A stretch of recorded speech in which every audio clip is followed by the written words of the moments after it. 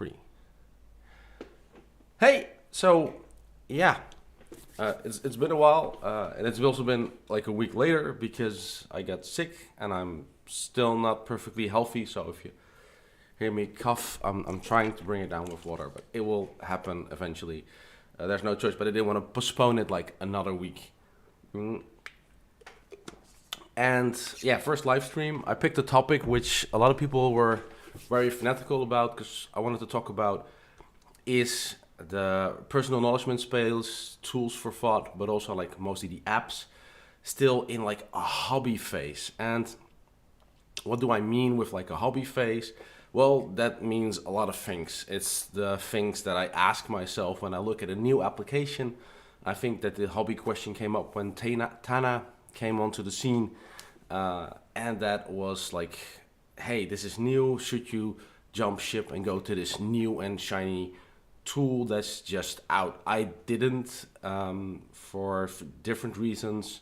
One is I don't have the mental bandwidth. The other one is I've been switching between Obsidian and Logseek in the last year, and that resulted like into like a lot of lost productivity. So trying another tool to me was like not now, or at least not now. I'm going to invest. I did play around with the new tools because I like seeing what they can do and how I can use that to keep things working. But that's just the start of it. I'm hoping that the audio is good. This is probably the last time in this studio because next month I will be getting a new spot in this same building where I'm going to move up a floor. And the biggest benefit for me will be that there's no more cars driving in front of my door, so that I'm mid-streaming anything, I drop out. And now I see one mistake that I made, and that is that this battery has been going for a while and is going to drop that in a few seconds. So give me a moment while I fix that. This is a good time to try this.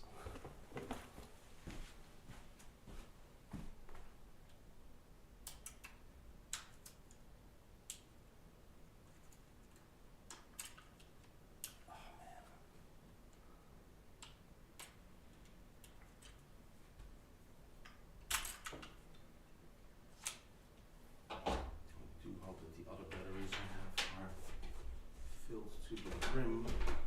Where are the batteries?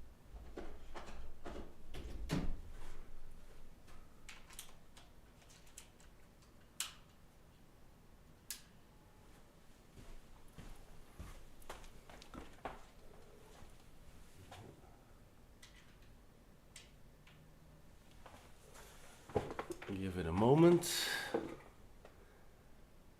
No, that's not going to work.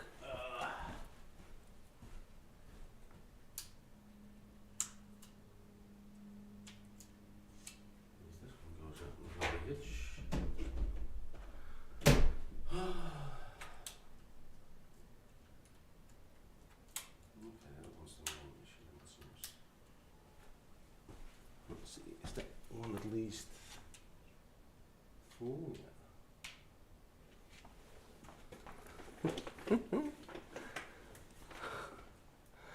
Okay, that seems to be good.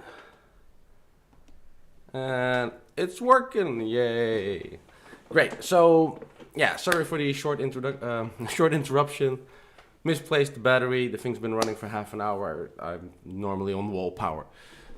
So what I was discussing was like the stuff on the whole, is something a hobby or not? And that's because like a lot of software definitely goes through that phase, but I also wanted to check out the space in itself. Now on that one, and let me double check my notes, I can be pretty short. The personal knowledge management space, that of course isn't the hobby. I mean, that's been done since the moment we as humans could write.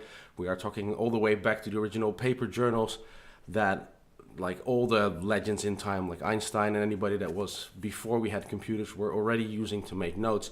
So I don't think that one comes into a question. I do think that our current personal knowledge space is in like really the starting phase, and that's also why you see these startups and these large investments popping up. This is why something like Logseek gets a monetary investment. This is how Tana exists, and that's because I think Rome originally gave us the idea of the whole linked thinking, and there's probably other people that did it as well, but Rome was the first one that showed that people were willing to pay for it, definitely with the price point that Rome is at. But it also showed that there's money to be had in this section, and that means that you get venture capitalists that go like, hey, somebody's going to be the big player in the space.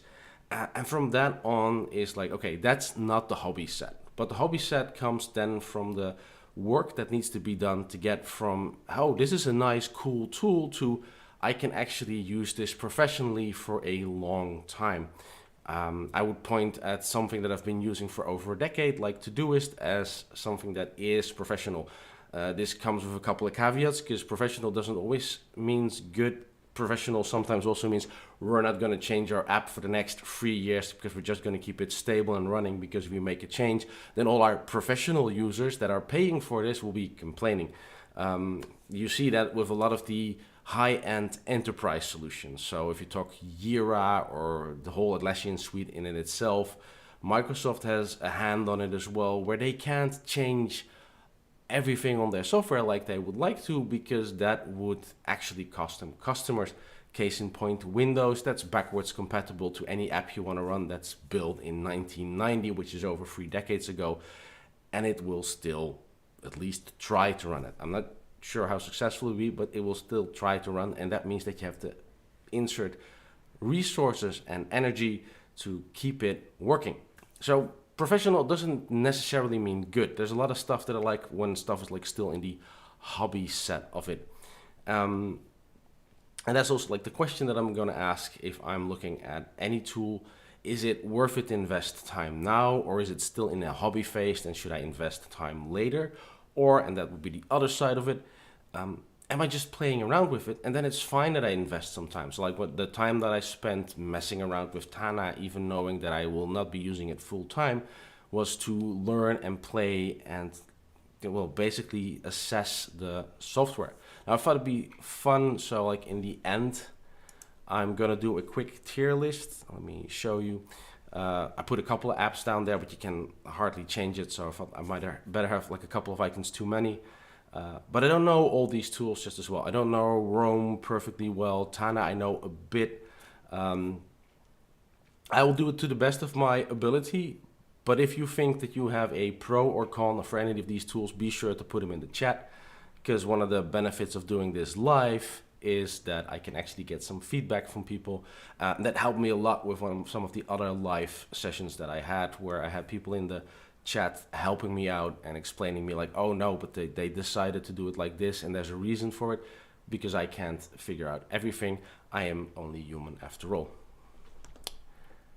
But first, let's have a look at some of the other questions that I have when it comes to any type of professional, and that's the things that I look to when you're looking at an app. And the first step in that one is the onboarding. Meaning, if I open the app for the first time, how easy is it to get started? And why is that important? That's important because if you're a developer, if you're making an app, making this onboarding easy is very boring. So it already means that you're committed to your new users, to people that do not understand your app, to get them on board. And the other benefit of having a good onboarding means that you get more users in. We all know Notion is very successful, and in part they're successful compared to, for example, like something like Coda, because there's simplicity. When you open it the first time, you can immediately get to typing or trying at least a few things, open a template, see what it can do, but it doesn't expect you to dive deep straight away before you can get the most out of the software. And I think that a lot of the tools for taught PayCams where sometimes forget that, or think like it's obvious that you can link notes, forgetting that linking notes in itself is a difficult concept, or that the steps to get someone through the process doesn't always mean that people want to listen to like an hour of me talking about it to explain how it works. They just want like the 5-minute cliff notes to get started and play around with it a bit to make sure that it feels right. So a good onboarding, and that could be as simple as just a couple of steps. This is how you get started. This is how you make use of one of our main features. To me means that it's already like a step up from the professional, from hobby to professional. because that means that more people will be willing to get started and start using the tool. And that to me again tells me if it's worth it. I see that comment about batteries. I'm trying to keep everything in set. There's a new type of button in YouTube. So like I'm dealing with the chat at the same time. So that's the onboarding thing. And I think that that's something that gets overlooked. Another thing that I think on the onboarding side is it still on invite? Now everybody knows, everybody's been on Twitter, has seen the people go like, hey, I'm still waiting for my invite for program X. They all had it. If it's still in the invite phase, then it's, to me, at least in the hobby phase. Because if you can't onboard as many people as possible, then you are still, well, trying to figure things out. And that's not a bad thing in itself. I'll definitely get to ClickUp because I did some in-depth usage of that when I tried to make a system for a small team. So yeah, I'll get to ClickUp. I'll talk a bit of the theory first, but I'll definitely get to apps at the end when I'm going through the tier list, and ClickUp's in there, so that's good. So yeah, the invite phase, because sometimes people think that it's just to make like a social interaction or something, but the benefit of an invite is that your user base stays small, so you can make changes in your system that aren't settled yet. The bad side of that is that as long as you're in the invite phase or in the in crowd, you can also expect that some features that you might get removed because they're not popular. Another term for that, and that's something that I noticed in Logseek, for example, is that it's not an invite base, but it's still like in beta, meaning that you can't rely on like everything staying the way it is, and you probably get reminded to make backups a lot when you're testing out new features. That's what they call being on the bleeding edge. Be prepared to bleed a little. I'm gonna, because I want to mix it between a couple of apps, so I'm not going to go through all the things. I'm just going to go over the apps first, which is I'm going to talk about the offboarding continuity and the day-to-day usage, and then I leave the more soft skills, like how's the company working, and the community notes that I made for after the tier list, because I think some people really want to see the apps and other people might want to hear the theory. But like when we talk about apps, the second thing that I look at is the offboarding / continuity phase. And why do I think that's important? Is because when I start putting my precious little notes in there, I want to be able to get them out. One is very often you need to get them out because in any business, not everybody will be using your tool. So getting the notes out means you get to take them out, put them in email, a document, whatever. Another thing is that I don't want to be stuck in a program, so I want to be able to export it. And then when you do export it, is it easy to read? I know, for example, Tana has a JSON export, which is good. It's text, and I'd be able to process it with Python. But it's not easy to read, and to get it into another program requires some finesse to get it converted. Now, somebody might write a tool for it, but it does mean that you're like kind of stuck while you're in there, and that immediately is like a point down. At least there is an export. If there is no export at all, if the app says like you can't export, that immediately gets it off my list. Because if you can't leave a program, what if you don't like it or something better comes along, or you need to be able to switch that around. So that's always the second thing I look at, like, hey, how easy can I leave if I don't like the tool? How much do people believe in the tool? Professional tools allow you to leave because they know not everybody always will be happy, and they much rather make like a subset of their users very happy and they'll be happily paying for it than having people that are begrudgingly there.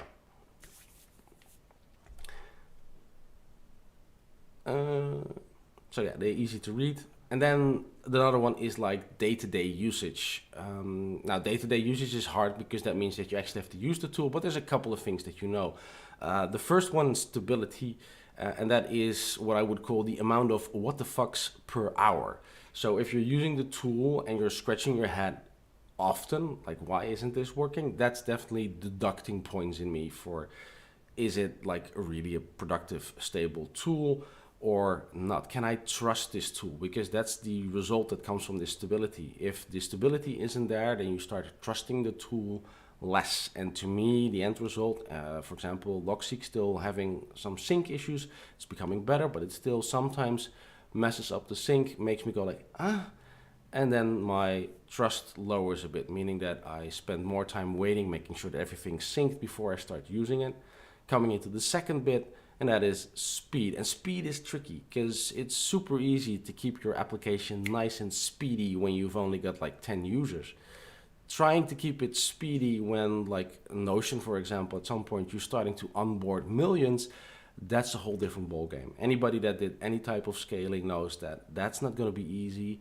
And one of the things that they say is like any application you build is about a factor 10. So you go from 10 to 100, that means that you need to scale up. You go from like 100 to 10,000, you need to scale up. And then any max increases means that you have to like totally rebuild your platform on the back end. Going through a couple of those iterations tells you a bit like how professional the company is and how committed they are to keeping this running snappy and fast. Because things running snappy and fast are things that you don't appreciate as much when you're in one tool and you get used to it slowing down over time, and then suddenly work with something that is really snappy and fast and go like, why have I been doing this?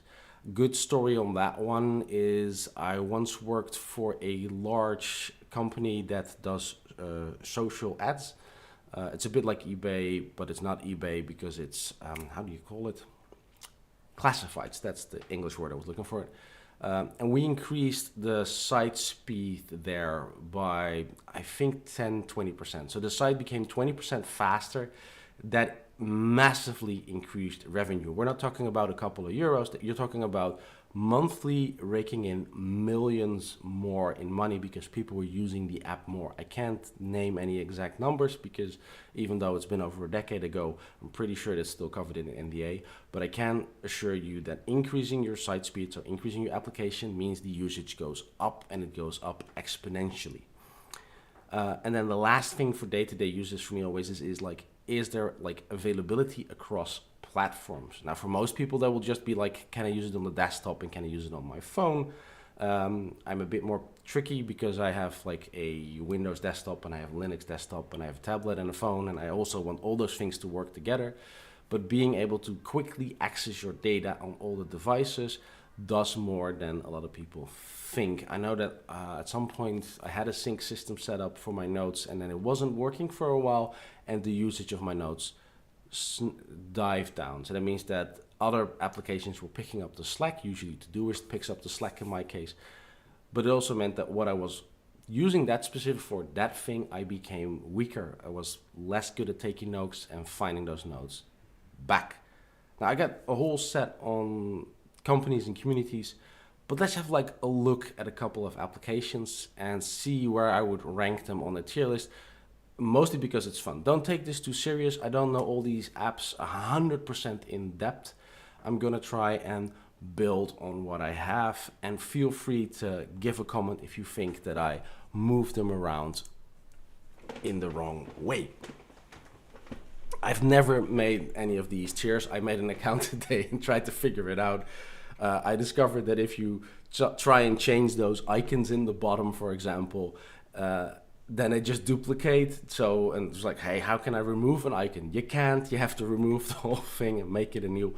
It was a bit of a pain. So this is what I'm using. It's mixed up because you also can't decide the order, but I'm quickly gonna order them a bit towards what I would consider more the note-taking apps, and then definitely have like Roam, Obsidian, and Tana on that side. This is more like documentation and planning. I'm putting ClickUp a bit more to the right because it's more of a planning tool. And I'm putting Trello in the middle because I picked that one because it's a bit of a weird thing. Some people love it for thinking, but you have to be like board-minded. I'm gonna start with an easy one for me because it's not really linked thinking, but it is to me something which I would consider nearly S tier, which is Todoist. And why do I consider Todoist S tier? Is because Todoist never loses my data. It runs on all platforms. It easily allows me to export all my tasks in different formats that I can use in other tools. It's been going steady for over a decade, never failing. It has been slow on the features sometimes when they were scaling up. It's been slow in sometimes, but they got that fixed. So to me, Todoist is a prime example of a long-term application with a company behind it.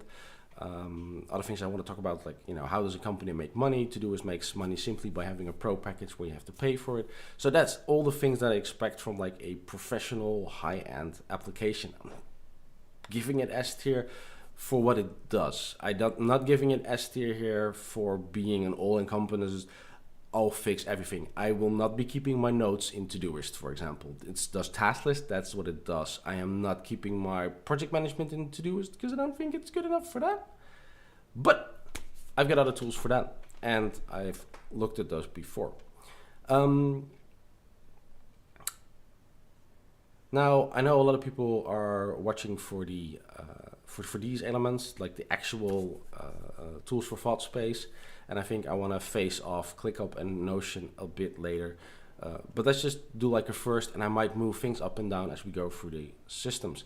Now, from Rome, for example, that's a tricky one. Where do you place Rome? I think Rome by now can go up pretty high. I think it can go up into like B tier-ish. Why do I think B tier-ish? One, it's been running for a while. They are making enough money for sure. They have like a high price range, and that kind of deducts it. It means that I can't recommend Rome to everyone. That means that their onboarding is basically financially gated. You have to pay a large sum of money to be able to use Rome, making it less professional in my opinion. Because that also means that your community is smaller and there's less people to help you out if you ever get stuck on anything. Logseek I use all the time, so you would think that I would be extremely biased to move it up, but actually I think it's almost F tier, it's E. It's not a bad thing, but they're learning. They're currently building. There's lots of stuff they're doing good. They got like the financial injection. They're working on getting paid. They're growing as a company. There's scaling issues they've probably been hitting during the whole sync setup. But I don't think that they're in the high-end professional setup yet. Sync isn't reliable enough, at least in my case, for 4, and I moved everything away and set up like a fresh sync and everything like it, but I still have times that I lose things that I just typed because the sync comes in and then moves things away. That means that my reliability goes down. They're still changing and adding features. The onboarding isn't perfect, so there's a lot of work for Logseek. That doesn't mean that I think Logseek is a bad tool. It does mean that I think that Logseek has growing to do, and it's growing really fast. This is a how professional is the tool tier. It's not a what features does it have, because then it would move up right up the ladder. There's a reason I love Logseek. I love the way journaling works. But from a professional standpoint, Logseek has a lot of growing to do, and I'm confident they will. If we do the same list in a year, they will be up here on C probably, and give it another year and I'm pretty sure they're going to start hitting B or A, depending on who they'll get on board on that professional regards. Then we take Obsidian, and Obsidian gets higher. Why? It's their sync is really stable. They have a monetization schedule. So yeah, they're affordable. And the only reason I wouldn't consider Obsidian S tier is that they're still a pretty young and small company. Now, I don't say that working in a small team is bad, but at some point you have to start supporting people. That means growing your company. That means that you have to have people to help out, or you have to start expanding on making other people professional to help you out. And from what I've gathered from Obsidian, they're not working on that yet. And that's tricky. I would almost deduct them to down B tier, but the application is really good. I love the plugin structure they have. I love the speed in which they improve features. I love how they keep the application stable. Their data is good. Export's easy, of course, because it's local markdown files. They are definitely in that, professional setup and asset. Like, I think others are going to catch up sooner rather than later. Tana's a bit tricky. I would move it up because it's fast, because of the onboarding, because the features that they have goodwill, there's money backing them, but I'm deducting it down like a little bit, and I'm really doubting if I should put it probably next to, but I'm putting it up there because from what I hear, people don't have like the syncing data loss, but that's a benefit that Tana scores because it's a SaaS application. You run into it. I'm super curious what's going to happen once Tana stops being invite only, because the moment that the invite only thing dropped, that means that they have to deal with a large influx of users at the same time, and that usually comes with a lot of pain. I've seen Notion go through that pain where the speed was dropping down, there were no features getting released, people reading were sweating it. It's not there yet, so I'm putting it on D. I think it will, if it gets unscathed through that set and they get a proper export that somebody can use, then it should definitely start moving up the ranks here.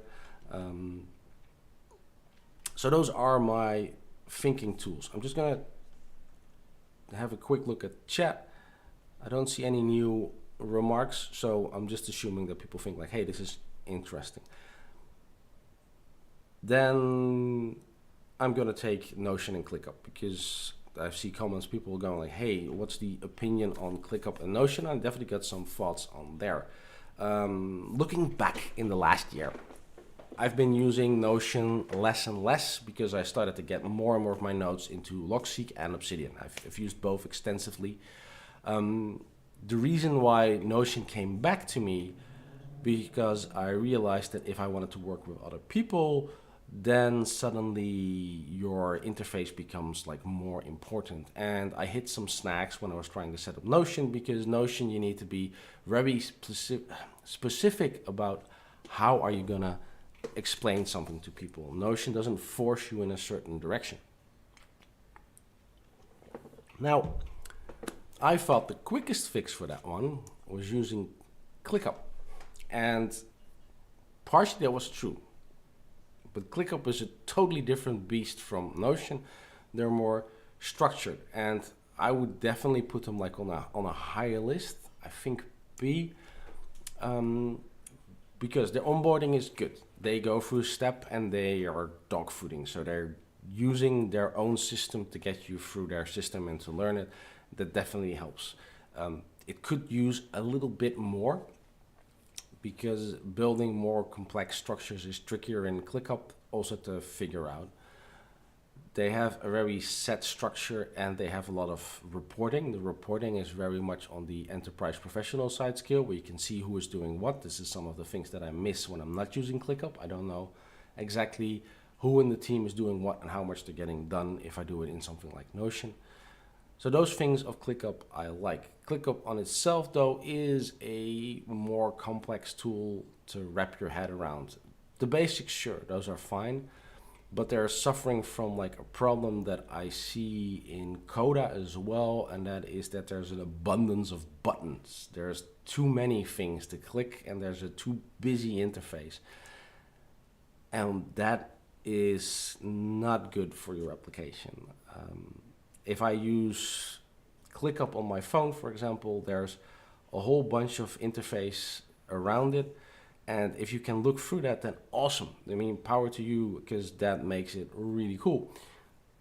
But if you're someone like me who gets distracted very easily, then going towards ClickUp means that I look at the interface and then get confused. Even though it's excellently tells me what I need to do, I still get confused because there's a lot of stuff happening around it. This is why I would deduct a couple of points for ClickUp. There's also a learning curve where you really either need to spend a lot of time going like, hey, how I can get the most out of ClickUp.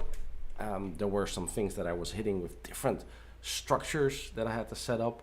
I could wrap my head around that pretty quickly, but my assistant, for example, less technical than me, so had a hard time grasping how I was readjusting things and seeing that task lists aren't always task lists. Sometimes they're people, there are other setups. When I was using it as a CRM, I was using it for videos, linking those things together.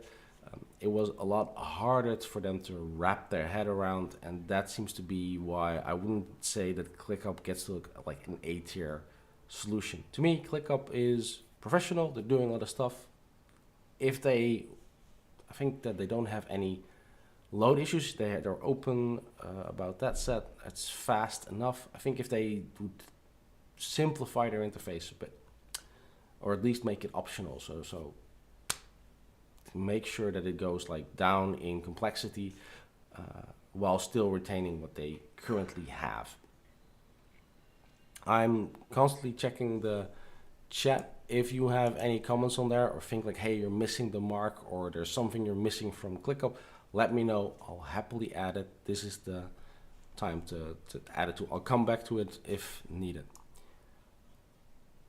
Now, Trello, I put in there because a lot of people use it, and to me, that's also like an old school application. So I'm marking it up to, no, I don't think it's S tier because I like have the feeling that Trello is like at a standstill. I haven't used Trello in the last half year. It knows what it does, and what it does simply and effectively, and the app is fast, and their setup is fast, onboarding is easy, but it's also a simple application that knows what it does. It is a board, and it has plugins to add to it. They are making it a bit busy, but it's reliable, and it gets there. There's a paid tier, but it's only needed if you want like advanced features, or if you're definitely like a frequent Trello user, so there's no pay gate to get started. Overall, I like Trello if you want a board, though these days, if people say like, hey, I just want a board, I probably send them towards Notion because Notion is simple but has like more growth features.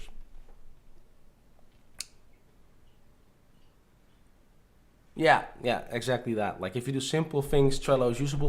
One of the things I really liked Trello for, but I think this is before I was really fanatical with Notion because I moved it to Notion at some point, was we used it to plan Thanksgiving. So we basically had like different columns for different meal times and then who was prepping what with photos. Basically, you got hungry looking just at the Trello chart, which was one of the best Trello uses I've ever had. But as I said, like I moved that to Notion and I still get hungry because Notion shows the same pictures. Oh, Coda. I have a love-hate relationship with Coda. I love Coda because it allows me to do so many things. And I hate Coda because it allows me to do so many things. I'm putting that on C. I think ClickUp in itself at least knows what it's doing and is going for there. Coda is trying to be everything to everyone. I'm using it for a large organization in the Netherlands because we need to hook things together and we want to have buttons and we want to have things working. But you do start to notice that the complexity, they basically keep adding features, and at some point I'm thinking like maybe do a step back and think like, hey, the existing features that we have, that should get some focus, love, and attention. It's not a bad app, and it's professional, and it's overall very fast, though it needs some time to sync towards your phone because it does stuff locally, and that makes it fast again. And it's only eking out in front of Tana here because they're older, because they've been existing for longer and they've been through that growth bit, which I still think Tana needs to go for. Notion, I'm going to move to A as well. I'm not moving it to S tier yet, but it should be. Actually, I think it's like eking towards, and that's again, it's like Notion isn't as old as Todoist yet, but they did all the steps right. They keep their interface simple. They allow you to work with it. Offline mode's still a thing. I mean, yes, I can work offline with Notion, but only the pages that I have been accessing up front.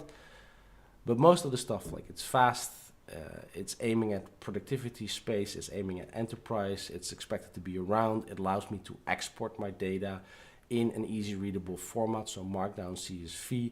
They've been through the growth. I've seen them go through the growth. So the moment that their speed was going down, that they weren't scaling up, but they have to scale now. They're a large player. So yeah, if you're looking in a hobby set, this is currently what I think it is. I'm convinced that both these tools, both Tana and Logseek, will be moving up in that tier throughout the next year. Logseek will be moving up much faster at some point, but they're still in the start curve of this growth bit. And I think a lot of people forget that Logseek, at least from like a growth perspective, came onto the scene much later than something like Obsidian. They are going through the same phases. and rightly so. There's a reason why they're competition to each other while one is younger. Give it some time. I think they solve a different problem, and I'm really looking forward to the conversation I'm going to have with Danny and a Stuttering Mind soon, where we're going to do a live stream and talk about the differences between the two. Mostly because I did the same conversation with Danny like a year back, meaning that we have to look at how Logseek is faring right now against Obsidian compared to like a year back when I was like clear winner was Obsidian. I think that's much less the case now. It's still a bit of a winner when you talk about stability. That's going to come when Logseek goes finally final, says like, okay, we made version 1.0, we consider this stable. Then they have to change the game a bit. I'll keep it on this for now. I think this is like a nice tier list. As said, like I'm really itching Notion to be able to move up there. Any questions on this, feel free to drop them and I'll try and add something to it. Now let me see other things that I had written down. How much time do I have left? We're in half an hour. I think it's going to be done a bit sooner, but that depends a bit on the questions. So, company, that's like another thing that I wanted to talk about. Yeah, switching between apps. So switching between apps was the one that I mentioned before. How easy is it to export your data? One thing that I know out of experience is that switching apps will never be easy. Because look, I mean, even when I was switching between Logseek and Obsidian and back, they both have a markdown backend. So they basically can use the same data, but even the workflow change, the mental stuff that you need to do, that's going to cost you energy and time and, well, basically relearning a tool. It's also why I always advise, like, if you pick a tool and you say, this is what I'm going to use, then commit, and don't commit for like a week, but commit for like a year to get the most out of it. I tried committing to something like ClickUp. Eventually I said like, okay, I can't because I'm not getting the return on investment that I was hoping from it. Does that make it a bad tool? No, but that means that I either have to double down and invest more time into it until I'm good with it, or I say like, okay, no, I'm going to take a step back, take my previous tool, and I'll have a look at this at a later point in time. I know a lot of people that swear by ClickUp, so, you know, it's something that I probably could learn by asking them and sitting with them and looking at it. I probably will because I'm definitely curious and I love the reporting, for example, that they had and the inherited structure. Yeah, another thing that I was referring to now was the companies. And what do I mean with companies? And that's like when you look at a tool, the tool is of course what's built, but somebody has to build it. So who's the company behind it? Now with some open source tools, that's not really a company, it's just a group of developers that are very passionate about it. Problem with developers that are very passionate about it is they're very passionate about what they need. So they'll focus on features. They won't focus on getting it all 100% tested or keeping your data safe because they know the system. So if they lose some data, then they go like, oh yeah, I did this wrong, and they fix it. And then I lose some data and I go like, and now what? So companies are important to me because the companies have different demands. They have to go and go like, okay, if we want to make money, we have to make sure it's stable for end users. And that's usually the first stop that they have. How is this company making money? They don't believe in freebies. A company needs to pay for the people to work on it so that they can work on it the whole week and improve the app that I'm using, and not just in the weekends or when they got a spare hour like some people are running a YouTube channel. And there's two main models that you see. Obsidian and Logseek both have like the like a service model, so you pay extra to get syncing or publishing towards the web. And a lot of the SaaS applications, so anything that runs on a web host, talks subscription. So you pay to get the full feature set and allowed to use the tool at full. There's some other things that I have, but are not in this context. But a good example for me is like my video editing tool, DaVinci Resolve, is free. At least the basic version is free.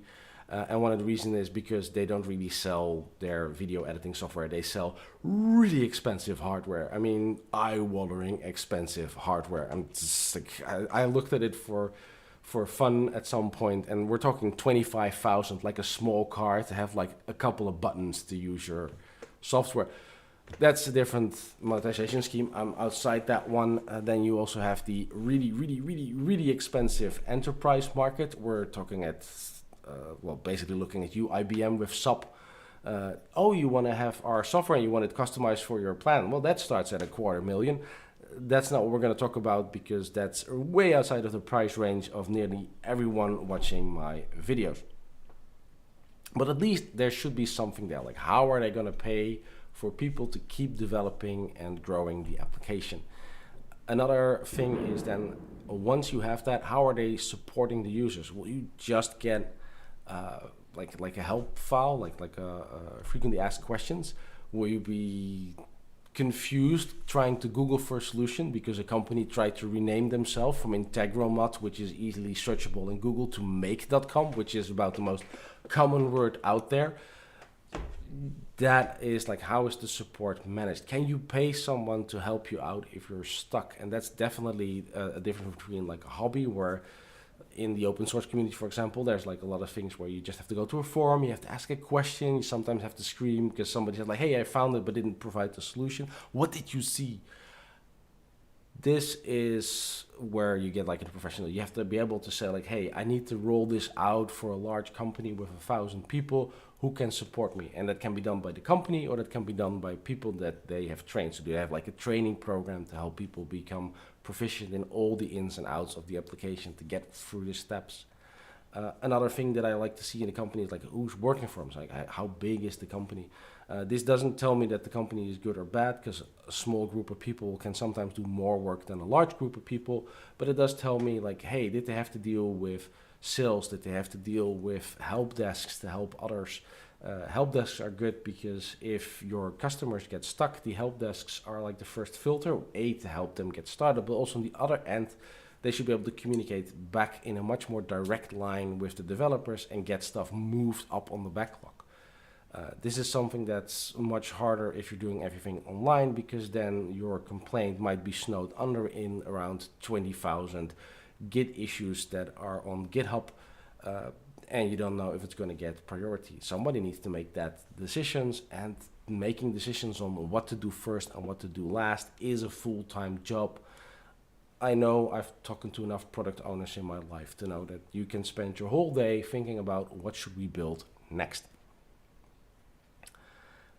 And one of the things that I mentioned in the tier is like, how do they deal with scalability? So at some point you're gonna scale up. You're gonna have to, if you get any moderate amount of success, you have to start dealing with a lot more users at some point. And that means your system is gonna break, and it's gonna break hard. And that gets me a bit excited, because as an operations engineer, that's the moment that people call me and go like, yeah, we suddenly went with an influx of 10,000 people. The program isn't performing anymore. Oh, that's an expensive problem to have. But it's also a good problem to have, because it means that all the small things that are wrong, they start bubbling up and you have to start fixing them. And by fixing them, there's two directions you can go. And one is straight off the deep end. That is what we call firefighting mode. It means that you just try to fix whatever comes up, and it won't always work out. The other one is that you start implementing things like tests, automating, checking if everything's still working, and if it breaks in the future, that you can go back and go like, hey, why did it break? And preferably get told as soon as it breaks, and not like 2 weeks later by your end users. That's a bad way of growing. So those two things tell me something about like, how's the company dealing with it. If they have problems and they solve them and they never come back, that means that they implemented tests. If they are constantly trying to solve problems but new problems pop up, then I get worried a bit and go like, okay, they still have to make that growth towards more adult software engineering, where they spend time writing tests, which is a bit boring, but it's also something that saves you a lot of headache over time as a program gets larger. It sounds all fine and dandy when you have like 10 features to check. It's no longer fine and dandy when you have to check 10,000 features every time you release.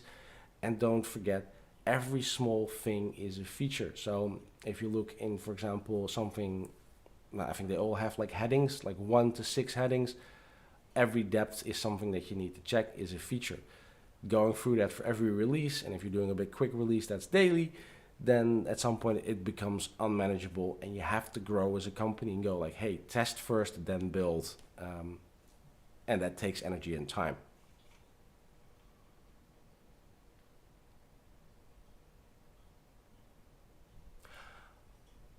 Oh yeah, that's a good one.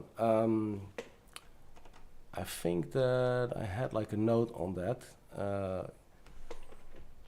We're gonna jump to that because that's super interesting. Yeah, like, hey, is the app actually producing me something instead of I'm just gonna demonstrate how the app works? And I definitely agree with that.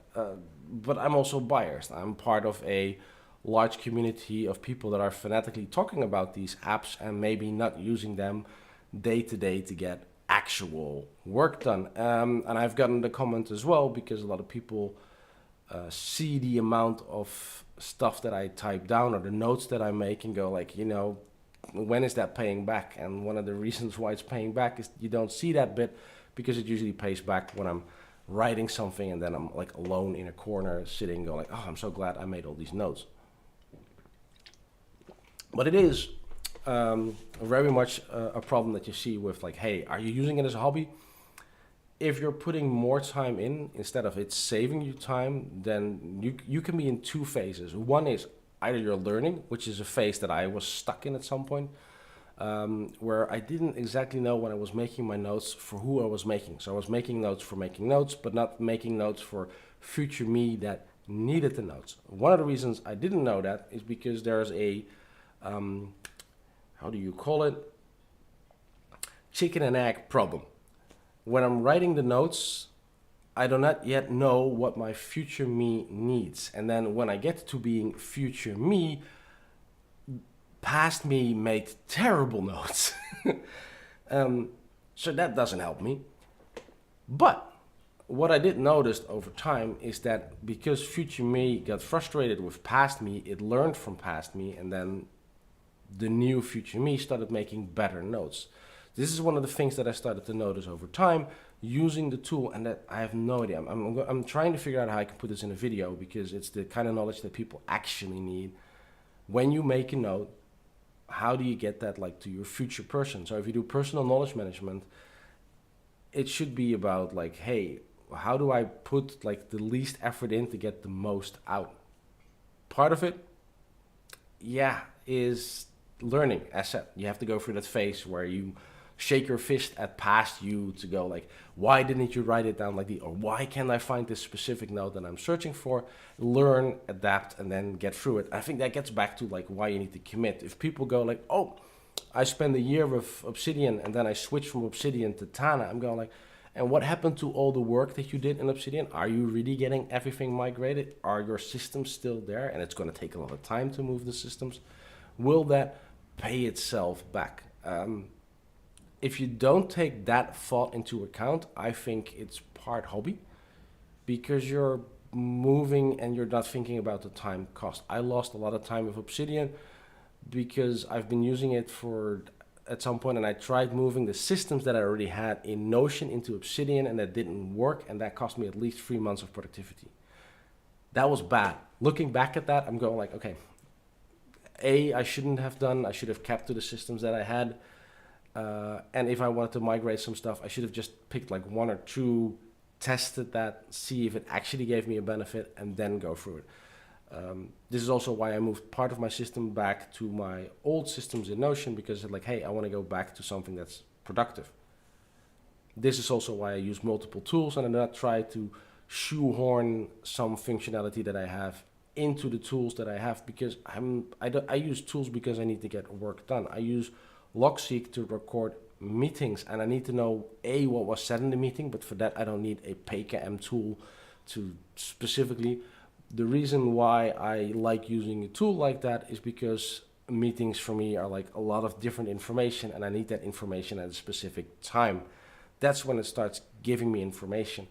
Other things is like I'm writing currently a super large document and I got stuck, and then I thought about like, okay, how do I solve this problem? And I think I'm trying to find like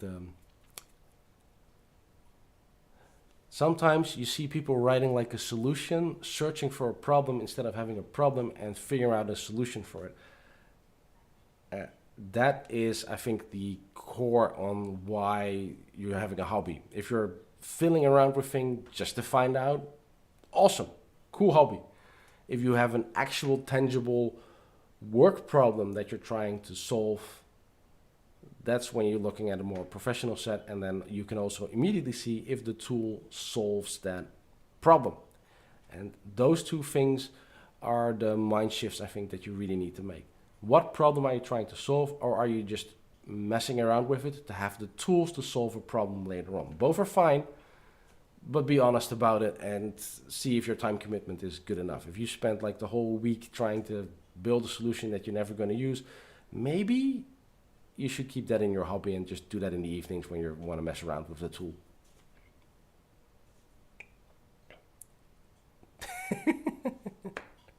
I'm not gonna comment on like how Elon Musk schools his children. I don't even want to imagine like how bad those kids got it. Like the guy is set up good stuff and some stuff was really bad, and I don't even want to imagine like how his head works. I just hope that he leaves them alone and gives them like normal schooling. But that's me, and I also don't know how schooling is in other countries. Like Dutch schooling is pretty good. But it's all over the charts, I think, in other parts of the world. But back to the original set, yes, I think that it's a huge problem that people are not looking into like, hey, this is the problem I had and this is how I got to the solution, which is one of the things that I also try in my videos, and sometimes it's the other way around. When I made my video about the storage system, definitely a problem I had where I tried to find the solution. Did I over-engineer it? For sure, but I'm also running a YouTube channel, and it was more entertaining seeing me try to figure it and over-engineer it than me saying like, yeah, I just got 4 cartons and I chucked my stuff in there and labeled it, which would have probably worked fine. Hope that's like a bit in the right direction.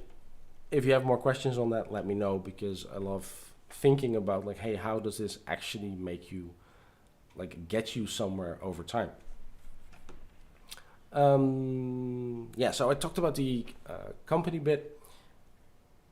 So they have to deal with scalability, and that means that they are on a professional level. And I think that's also a good side note, is like once they get over the scalability, they have to start thinking about how does things keep working over time.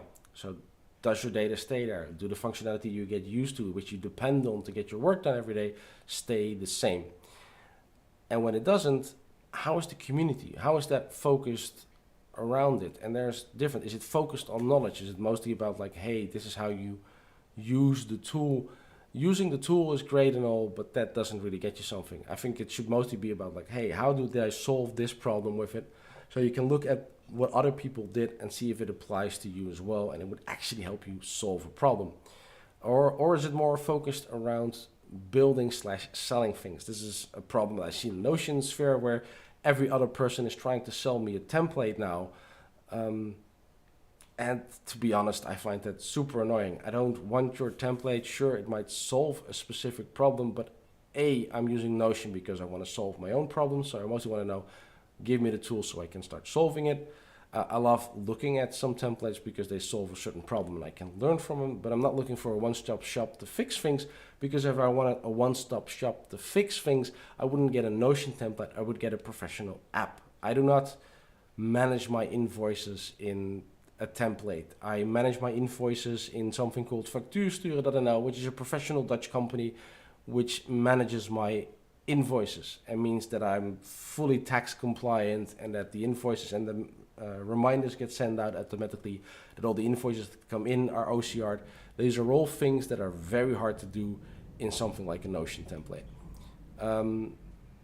So yeah, selling things partially. I do like when people collect information, say like, hey, here's like a subset of the things that I've learned and I've got them all together so you have an easy reference.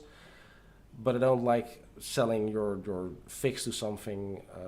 I do like when people say like, hey, I made a fix, and if it's helped you out, then, you know, send me a couple of bucks, which I think is totally fair. And then the last bit in the community, can you buy support from others, which I think is fair. Not everybody wants to do the tweaking with the tool and the figuring out and the messing, the whole hobby thing. Some people just need a solution and need a solution now, and they are more than willing to pay for that. To get someone in there that spent like half a year messing around with the software, comes in, listens to their problem, and converts their problem to a solution in that software and gets them going. That is, I think, a healthy sign in a tool. That means that the tool is complex enough that not everybody can figure it out. That means that the tool can solve the problems that most people have. And that means that if some people need a shortcut, they can pay someone else to help them out with said shortcut, which is awesome and healthy. If there isn't something growing there, then I'm going like, okay, where's the shortcut? Where's the person that can help me out if I don't have the time, if I just need to get work done? It's also something that's missing in a large set of subspaces. Then finally, I'm looking at the connectivity with other applications, and that is something that comes last on my set because it's usually what comes last when I'm working on stuff. Starting with things like Obsidian and Logseek, I sent a tweet a while back saying that one of the problems they have is that they have a hard time attaching it to an API. And there's of course solutions for it, but it does mean that the data that's in there, anything that I have in these local tools, I can't tell something like make.com or Zapier to connect to that and get data from it. Now, there was a plugin that allowed it for Obsidian, but that still means that you have to have Obsidian running somewhere. You have to host it yourself to be able for something like Make to connect to it, get data from it, and send it on. It works, but it's tricky, it's finicky, and it's not reliable enough if you're trying to get a business up and running where you need this data available 24/7 because you have, for example, a sales funnel attached to it. Nothing would be worse than somebody spending $25 on something and not getting what they asked for because your Obsidian machine happens to be in standby because Windows decided to do an update and reboot the machine. This is not good business practice. So yeah, with those apps, I wouldn't rely any of my flows in it. That's why I put those type of things inside something like Coda or Notion that is 24/7 available, that has a team that will get out of bed if their app isn't working to connect to it. And that means that my notes, the things that I make, turn from notes into something which is actual output. Tom Solid has a good thing. He has like the whole e-course system that he talks about, where it's like, for me, Obsidian and Logseek are very much on the I, input, stuff that I set and then also that I work with. But output and results, those come from like tools and automations around it that people can actually use. And then the last one is the bespoke solutions like IBM Sub that I talked about. Nobody needs that. That's for enterprise businesses. That's a whole different ball game. That's out of scope for this setup. I think those were the topics that I had. Let's have another look at the quick set at the tiers that I had. That one. Yeah, I think they're still pretty much on where they're at. I think that Obsidian might lose a point because you can't use it professional, at least not hook it into other systems, but they do have like a plugin that allows you to do it, and I'm pretty sure that they'll have some way where you can send the data into a system. I would mostly hook up my Logseek or Obsidian with something like Airtable or Notion and then have a local plugin that allows me to put data there and then let the rest of the world use it from there, a bit in the similar vein that I write an article in my notes and then send them to WordPress to have them on my website, which is still under construction. I will be fixing that next week because then I have a week off. So anybody that's been to the site, sorry. And I had a couple of notes because I also asked on Twitter a couple of people to, what do you consider a professional? A good point there that I saw was the VAT receipts. That means if you're starting to have to pay for any of these apps, then obviously they should be giving you an invoice so that you can have a tax deduction, because the type of people that pay for knowledge articles like these are professionals that make their money with it. So you also, want to be able to get your tax back. That's a professional setup. This one I mostly found funny, dark mode. Yeah, I don't think that's like something that I would say like gives you like a point up or a point down on the professional skill, but it's definitely a point up for the eyes. Dark mode became a hot thing at some point. My whole system is dark mode, you can see, because currently Logseek isn't it, but every screen I have is dark mode these days, because bright white into the eyes, I already have this massive light here that's constantly shining in my eyes. And then the last one I see here, 40 quick response and questions, and that is what I talked about, like how is the support, how are they helping you out if you're stuck. If something is professional, you should be able to get help on a short basis, with the notable exception of Google, who doesn't care at all. They're unreachable. Even if you're a paid user, you get a phone number, but it's lies. But all the other tools mean, like, if I'm stuck and I ask a question in most of the tools, I get an answer in very short succession. And it's also part of that personal growth that a company needs to go through, because you can't automate every question away. At some point, somebody's just stuck and they want a solution.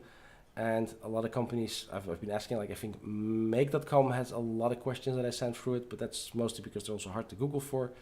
Notion, I tried a couple of things, and then because my account wasn't working on something, that got solved really quick. I haven't tried for Obsidian. Logseek would be cheating because I know too many people that are developing for it, so I have kind of a direct line if I'm stuck. The Discord is usually good enough, but I don't think that the Discord is good enough for average end users. I mean, I don't think Discord is compatible with average end users. I still don't know why people are on there. That rant aside, yeah, having somebody to help you when you really get stuck means that you don't go from frustrated to stop using the app, but go from frustrated to, hey, I got help, and then happily using it again. That was everything I had on it, and we're on an hour almost to the minute, which is excellent. Yeah, I was gonna try these live streams. There will be another live stream in a month, probably not in here then, because I need to move it to the other studio, and I'm not sure if I'll be done with the whole painting, moving, setting it over. I might just do a live stream straight from that place when it's not done, so you'll see like the mess around it, which I think is a lot more fun. Thanks all for showing up, asking questions in the chat, helping me out. I know it was trickier because it got moved at the last minute last week. Next one will hopefully be on schedule, as I'm not planning on getting like another bound of COVID in a month. That would be kind of a shame. And see you all in the next one.